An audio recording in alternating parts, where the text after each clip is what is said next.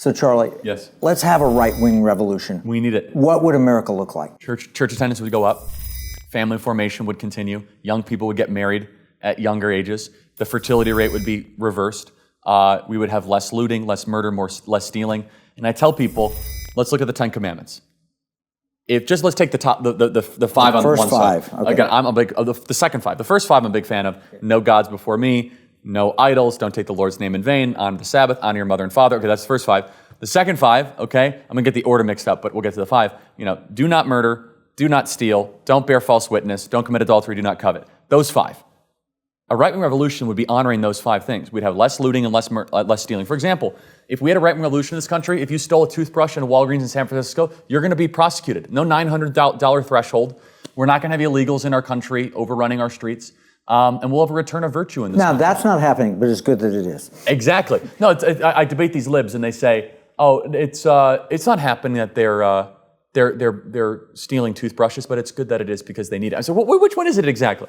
But no, a right-wing revolution, the beautiful thing would be an elevation. Hopefully it would be a religious revival, would be a spiritual revival, would see people putting what matters first and understanding it at a core and fundamental level. And then finally, we would hopefully be able to balance our federal budget, have sound currency, a booming economy. But here's the thing, Kevin. Everything I just talked about is a choice. We could do this. We're the strongest country ever.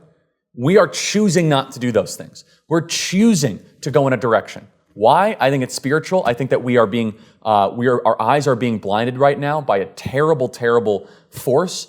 We can choose to be great again. We can choose to be rich again. We can choose to send our kids back to church. We can choose to get married at a younger age. The beautiful is not an abstract. The beautiful is a choice in front of us. Well, what's it going to take to get people to say, I want that, I need that?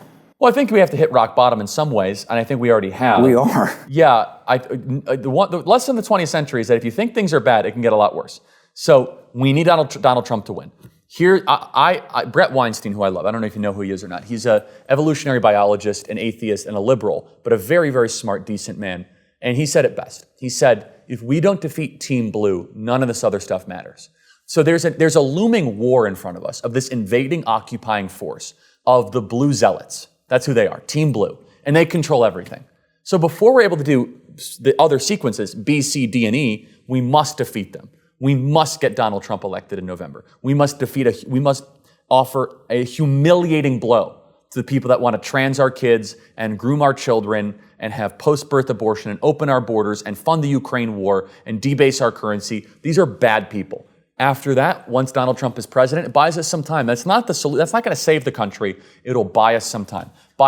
Sorry, go ahead. Well, you're traveling across the country. You're meeting with young people. You're meeting with people of all ages. Do you really think there is a chance? Yes. You think that Donald Trump wins? That Donald Trump wins, of course. Yes, absolutely. Yes. Enough to beat whatever shenanigans there are in the election? There's always a chance.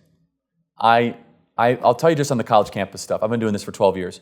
I show up on a college campus now. It used to be 3 or 4 kids come and ask questions. There are thousands of kids there. I'm talking about from Boulder to UW-Madison to University of North Texas. I mean, we're talking about crowds of which I've never seen before. And we give out these MAGA hats. We run out of them in like 5 minutes.